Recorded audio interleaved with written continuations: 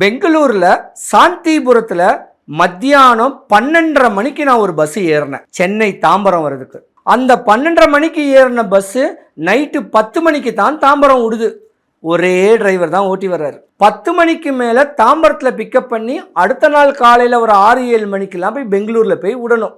அப்போ அந்த டிரைவர் என்ன பண்ணுறாரு, இரவு பகல் கண்ணு முழிச்சு தன்னை நம்பி உட்கார்ந்துருக்கவங்களுக்கு எந்த குறையும் வரக்கூடாதுன்னு இறைவன் மேலே ஆண்டவன் மேலே பாரத்தை போட்டு கடின உழைச்சி நம்மளை போய் சேர்க்க வேண்டியது சேர்க்குறார்.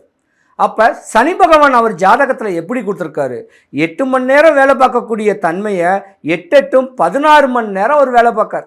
அப்போ அது ஏன் 16 மணி நேரம் அவர் வேலை பார்க்காரு? அவருடைய கஷ்டம், அவருடைய கடன், மனைவி மக்களை படிக்க வைக்கணுமே, அவங்களுக்கு ஒரு நல்ல காரியம் பண்ணணுமேன்னு சொல்லி இவர் தான் வாழ்க்கையை அர்ப்பணிக்கிறார்.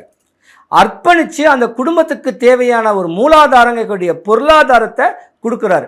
அவர் போய் கணவன் மனைவிட்ட சந்தோஷமாக இருக்க முடியுமா? முடியாது. போய் தூங்கினார்னா ஒரு 8 மணி நேரம் 10 மணி நேரம் தூங்குவார். அந்த மாதிரியான ஒரு தன்மையில் இருக்கக்கூடிய கல்யாணம் ஆனவங்க மனைவி கூட சந்தோஷம் இருக்க முடியாது. இது சனி பகவானுடைய குணம்.